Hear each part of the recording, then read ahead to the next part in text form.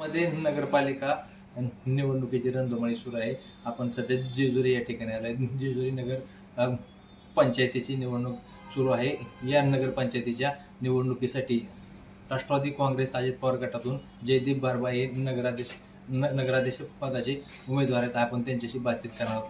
काय सांगा, उद्या जेजुरी येथे उपमुख्यमंत्री अजित पवार यांची सभा होत आहे। जेजुरी सार्वत्रिक निवडणूक 2025 साठी उद्या अजितदादांनी दुपारी 4 वाजताची वेळ दिलेली आहे आणि जेजुरी नागरिकांच्या विविध समस्या सोडवण्यासाठी, म्हणजे गेल्या 30-35 वर्षापासून दादाच सोडवतात समस्या, आताही दादाच सोडवणार आहेत। परंतु ही वेळ जी आहे ही निवडणुकीची आहे, ही साथ देण्याची वेळ आहे आणि साथ देण्याच्या हाकेसाठी नागरिकांना आव्हान करण्यासाठी जेजुरी शहरामध्ये उद्या अजितदादा येऊन सर्व संबंध जेजुरीकरांना संबोधित करणार आहेत की त्यांच्या शिलेदारांच्या पाठीमागे उभे राहा, विकासाच्या पाठीमागे उभे राहा, विकासाच्या विजनच्या पाठीमागे उभे राहा। अजितदादाचा वादा हा अख्ख्या महाराष्ट्राने बघितलेला आहे। दादा जे बोलतात तेच करतात। मागील 30-35-40 वर्षापासून मी आणि माझे वडील हे पवार कुटुंबियांबरोबरच काम करतोय। त्यामुळे पवार कुटुंबियांचा विशेष करून अजितदादांचा वादा हा आमच्या कुटुंबाला आणि जेजुरीकरांना माहीत आहे। त्यामुळे केलेल्या कुठल्याही एखाद्या वचनापासून आम्ही परावृत्त कधी होणार नाही, विकासापासून कधी परावृत्त होणार नाही।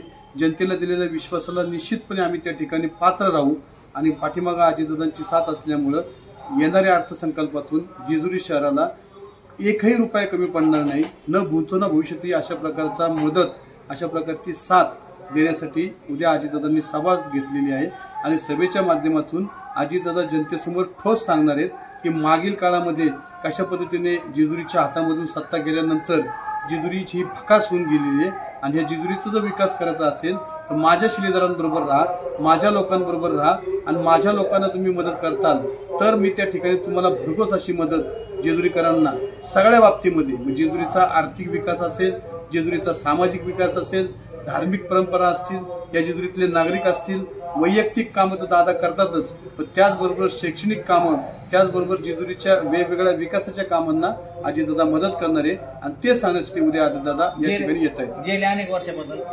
जेजुरीमध्ये पिण्याच्या पाण्याचा प्रश्न गंभीर आहे, मात्र तो प्रश्न अद्यापही सुटला नाही। काय सांगा? अजितदादांना या विषयाची पूर्ण कल्पना आहे। 2008 सालापासून अजितदादांकडे पाठपुरावा करून आम्ही त्या ठिकाणची लक्ष्मणराव ढोबळे पाणी मंत्री होते। 2008 सालापासून तत्कालीन नगराध्यक्ष दिलीपदादा बारबाई यांनी मांडकीच्या वीर धरणातून जेजुरी शहराला पाणी पुरवठ्यासाठीची योजना होती, त्या संदर्भामधले मी मागे सुद्धा माझ्या मुलाखतीत सांगितलं की 3 GR 2011चा, 2008चा आणि 2009चा GR, त्यानुसार जेजुरी शहराला पाणी पुरवठा द्यावा। पाटबंधारे खात्याने तशा प्रकारची स्कीम जीवन प्राधिकरण म्हणून त्याच्या अखत्यारीत आणणारे जे खातं आहे त्यांनी बनवून पाठवलेली होती, पण 10% रक्कम न भरल्यामुळं, संबंधित फाईलकडे दुर्लक्ष केल्यामुळं जेजुरी शहराला 2050 सालापर्यंत, म्हणजे मंजूर या योजना कार्यान्वित न केल्यामुळं, फाईल ती न उघडल्यामुळं धूळ खात फाईल नगरपालिकेत पडली होती आणि आता यांना साक्षात्कार झालेला आहे की आम्ही ती फाईल परत उघडू, परत काम चालू करू आणि आम्ही तशी 3 महिन्यामध्ये ती चालू करून देऊ। पण तुम्हाला 3 महिन्यामध्ये चालू करायची आता नगरपालिकेला तुम्ही आश्वासन देताय, जेजुरी नगरपालिकेला, मग इतके दिवस का झोपा करत होता का? 3 वर्ष तुम्ही 10 वर्ष तुमच्या हातामध्ये जेजुरीकरांनी सत्ता दिली होती, आमदार तुमचे होते, तुम्ही लोकांना तशा प्रकारचं वचन दिलेलं होतं, तुमच्या वचननाम्यामध्ये तशा प्रकारचं लिहिलं गेलेलं होतं। आज जेजुरीची सगळ्यात मोठी कुठली समस्या असेल तर गंभीर पाणी प्रश्न, येणारे भाविक भक्त, येणारा जेजुरीतून औद्योगिक क्षेत्रामध्ये येणारे मजूर वर्ग आणि त्यांना त्यांच्यासाठी लागणारे स्वच्छ पिण्याचे पाणी, जर हे कोणी पाणी देणार असेल, पहिलं वीर धरणामध्ये धरण मोकळं झालेलं असतं सुद्धा, माफ करा, मल्हार सागर धरण, तर आम्ही लोकांनी त्या ठिकाणी आमच्या शेतातलं पाणी देऊन जेजुरी नगरपालिकेला 40 दिवस आणि त्यानंतर पवार साहेबांनी मांडकी पाण्याची योजना केलेली आहे। मग त्यावेळेस ही लोक कुठं होती? आणि दरवेळेसचा अनुभव आहे, 3-4 वर्षांनी जेजुरी धरण हे छोटं आहे मल्हार सागर, आणि त्याच्यामुळं ते धरण कोरडं पडलं तर पर्याय योजना पाहिजे। मांडकीची योजना आता तशी बघायला गेलं तर ती आम्हीच केली होती, ठासून सांगतो, पण ती योजना डाग देखील या लोकांना देखभाल करता आली नाही। मधल्या काळात ती 1.5 वर्ष बंद होती।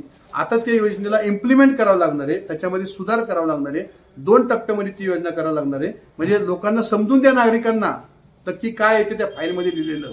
त्या फाईलमध्ये टेक्निकल सँक्शन आहे, त्याचं 37 कोटीचं टेक्निकल सँक्शन होतं 2016 सालातलं, आता हीच बाब 9 वर्ष झाले, 37 ते आले आता 80. पण तुम्ही तोपर्यंत वाट का बघत बसला? आता त्याच्या अजून 100 कोटी होण्याची तुम्ही वाट बघताय का? त्याचा 10% बोजा जनतेवरती आहे. तुम्ही ते कुणी आणली, काय केली ह्यापेक्षा गरज महत्वाची होती. त्यात राजकारण करण्याची काही गरज नाहीये, मी देखील करत नाहीये. पण पाण्याची समस्या आहे जेजुरीकरांना 100% राहणारच. कारण आमचं गाव हे जेजुरी शहर उंचवट्यावर गाव आहे. मल्हार सागर धरण सोडलं तर पाण्याचा दुसरा कुठलाही सोर्स आम्हाला नव्हता. आदरणीय पवार साहेब, आदरणीय अजितदादा यांनी आम्हाला 2000 साली जेजुरीची मांडकी तातडीची योजना स्वर्गवासी आर पाटील साहेब असताना ग्राम स्वच्छता मंत्री ते होते. 40 दिवसामध्ये भारत देशातली तातडीची योजना त्याला नाव दिलेलं आहे. 40 दिवसामध्ये जेजुरीला पाणी दिलं. त्या 40 दिवसामध्ये आम्ही शेतकऱ्यांनी, आमच्याकडे त्याच्या पट्ट्या आहेत सिंचनच्या, की आम्ही पाणी दिलेलं आहे म्हणून, नगरपालिकेला आम्ही पाणी पुरवलं म्हणून.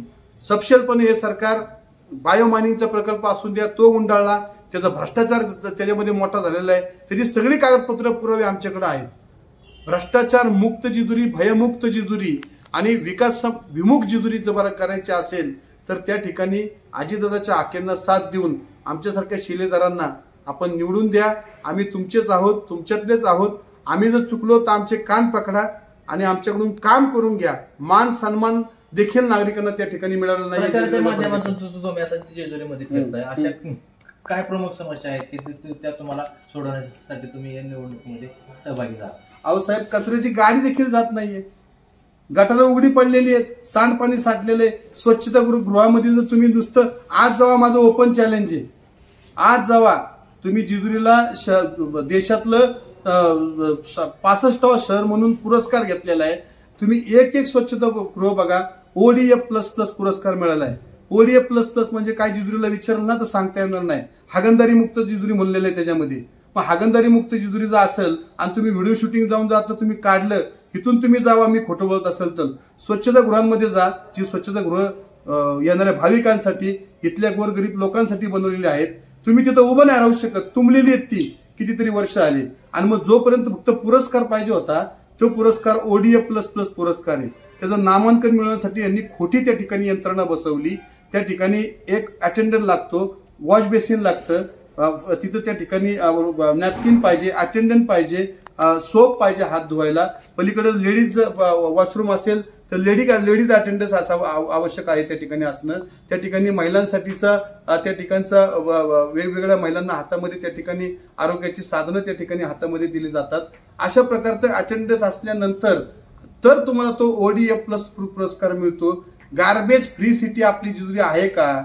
मग तुम्ही तो पुरस्कार कसा घेताय की ज्याचं नामांकन तुम्ही आज जेजुरीच्या 65 नंबरचं जेजुरी गाव म्हटलं जातंय अख्ख्या देशामध्ये. पण कुठंतरी हा पुरस्कार घेताना तुम्हाला काहीतरी वाटलं पाहिजे की आपण ती सुविधा पुरवली आहे का? मला आज आव्हान आहे तुम्हाला तुमच्या चॅनलच्या माध्यमातून माझं की जेजुरी शहरामध्ये तुम्ही जावा, तुम्हाला मोकळी गटारं दिसतील, तुम्हाला जेजुरीतली संडासं तुंबलेली दिसतील अक्षरशः. म्हणजे लोक तिथं 10 फुटावरती सुद्धा जाऊ शकत नाहीये. जेजुरीतले हाऊस सगळे तिथं सुशोभीकरण केलेलं आहे, पण फक्त ते हाऊस सुशोभीकरण स्वतःचे खिसे गरम करण्यासाठी आणि लोकांची दिशाभूल करण्यासाठी आणि स्वच्छतेच्या नावाखाली, विकासाच्या नावाखाली त्या ठिकाणी जनतेच्या पैशाचा भरमसाठ भ्रष्टाचार झालेला आहे. जेजुरी शहरासाठी तुमचं काय विजन असणार आहे भविष्य काळामध्ये? जेजुरी शहर, माझं तर पहिलं विजन तुम्हाला सांगतो मी. जेजुरी MIDC पहिला टप्पा, 5वा टप्पा, त्याच्यामध्ये MIDCला 5 स्टार MIDC म्हणून नामांकन देणं. आज मी जे बोलतोय ना, हे कुणीच जेजुरीतलं बोलू शकत नाही, कारण माझा दावा आहे. मी आदरणीय अजितदादांना सांगणार आहे, शिरूर सारखी आमची जेजुरी MIDC तुम्ही 5 स्टार नामांकन करा. 5 स्टार नामांकन का करा? तर एखादा IT पार्कचा त्या ठिकाणी जेजुरीमध्ये येऊ शकतो. आज जेजुरीची MIDC आमची फक्त एक चौकोनामध्ये आहे. कुठला चौकोन आहे? तिथं लघु उद्योग होतात, तिथं त्या ठिकाणी फूड प्रोसेसिंग कारखाने येतात. पण जेजुरीच्या MIDC मध्ये आज जर आम्ही ह्या जेजुरीतला कचरा घेऊन तिथं बायोमायनिंग केलं तर गांडूळ खत तयार तिथं होईल. 30-40 लोकांना ते 100 लोकांना तिथं रोजगार मिळेल. जेजुरीच्या कचऱ्याची समस्या सुटेल. जेजुरीची MIDC जर जेजुरीच्या रेव्हेन्यू हद्दीमध्ये आली, हद्दवाढीमध्ये आली तर जेजुरीचा रिंग रोड होऊन त्या MIDCच्या येणाऱ्या कराच्या पैशातून आमचा 100 पटीने त्या ठिकाणी कराचे पैसे वाढतील. हे विजन आम्ही ठेवलेलं आहे. पाण्यासाठी जेजुरीच्या 2050 सालापर्यंत जेजुरीला पाणी मिळालं पाहिजे. 5000 गाड्या जेजुरीमध्ये येतात रोज, त्यापैकी 3000 गाड्या या पार्किंगला लागल्या पाहिजेत. कुठेही जेजुरीची पार्किंगची समस्या व्हायला पाहिजे आणि एकदम सुंदर असे सोन्याची जेजुरी त्या ठिकाणी आम्हाला तयार करायची. गेल्या काही दिवसामध्ये असे देखील समस्या पुढे आल्या की जे बाहेरून जे जेजुरी भाविक येतात त्यांची लूट देखील होत आहे. 2-2 जागेवर पार्किंग घेतलं जातं. काय बोल सांगाल साहेब? 2 जागा पार्किंग घेतलं जातं, 3 जागेवर घेतलं जातं, हा मुद्दा महत्वाचा नाहीये. पार्किंग जर असतं तर मुलांना शिक्षण दिलं तर मुलं बिघडत नाही, गुन्हेगारीकडे वळत नाही. तसंच आहे, तुम्ही जर त्या ठिकाणी पार्किंग उपलब्ध करून दिले असते तर कशाला ही परिस्थिती आली असती? आज प्रशस्त पार्किंग, माझं खाजगी पार्किंगला कुठलाही विरोध नाही, मी स्पष्ट सांगतो. खाजगी पार्किंग त्या त्या रस्त्यानुसार त्या त्या भागात पाहिजे, परंतु आमचं दायित्व नगरपालिकेचं काय असलं पाहिजे? तुम्ही पुण्यामध्ये जा, मंडईमध्ये तुम्ही गेला, तुम्ही गाडी कुठे घेऊन जाता?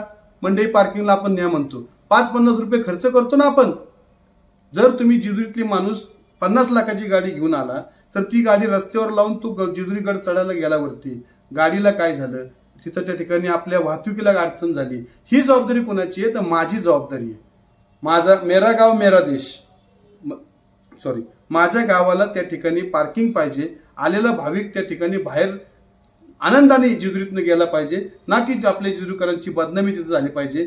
जेजुरीकर ह्याला कारणीभूत नाहीत, ह्याला कारणीभूत पार्किंगवाले देखील नाहीत, ह्याला कारणीभूत तिथं काम करणारं मागच्या वर्षीचं काँग्रेसचं जे आता म्हणतात ना आम्ही कामं केली, पण तुम्ही कामं केली तर कशाला काँग्रेस सोडून बीजेपी मध्ये गेला? काँग्रेसच्या चिन्हावरती का लढत नाहीये? आम्ही मागच्या वेळेस घड्याळ्याच्या चिन्हावरती जनतेने आम्हाला नाकारलं, तुम्हाला मोठ्या विश्वासाने निवडून दिलं, तुम्ही का काँग्रेस सोडली? आम्ही पण तुमच्या बरोबर त्यावेळेस होतो. माझं एकच या ठिकाणचं म्हणणं आहे, राजकारण करू नका, जनतेभिमुख त्या ठिकाणी तुम्ही जाऊन जेजुरीचा विकास करा. दरवेळेस तुम्हाला साथ द्यायची असं काही नाहीये, निसर्गाचा नियम आहे, हर टाइम बदलता आहे, परिवर्तन निश्चित आहे, परिवर्तन होणार. सकाळ नंतर संध्याकाळ, संध्याकाळ नंतर सकाळी होते. विजयाचं गणित कसे असेल आणि निकाल कसा असणार? साहेब, निकाल जनतेचा असणार आहे, जनता जनार्दन जे ठरवणार आहे, कारण ही थेट निवडणूक आहे. ज्या पद्धतीने परदेशाच्या मध्ये US ची निवडणूक होते की प्रत्येक नागरिक हा त्या ठिकाणी प्रेसिडेंटला मतदान करणार असतो, त्या धर्तीवरती थेट निवडणूक म्हणजे या ठिकाणचं 1 ना 1 मत हे नगराध्यक्षाला मिळणार आहे आणि त्याच्यामुळे नगराध्यक्षाची जबाबदारी ही मोठी असणार आहे. जेजुरीच्या मठातला नगराध्यक्ष हा जनतेचा नगराध्यक्ष असणार आहे, त्यामुळे जनता ठरवणार आहे नगराध्यक्ष कोण असणार आहे. नक्कीच, खूप खूप धन्यवाद. हे होते जयदीप बारभाई, मंगेश कचरे, साम टीव्ही न्यूज, बारामती. देश विदेशातील प्रत्येक घडामोडींचे लाईव्ह अपडेट मिळवण्यासाठी आता साम टीव्हीच्या सर्व सोशल मीडिया प्लॅटफॉर्मला लाईक, फॉलो आणि सबस्क्राईब करा. तसंच सर्व नोटिफिकेशनसाठी बेल आयकॉन प्रेस करायला विसरू नका.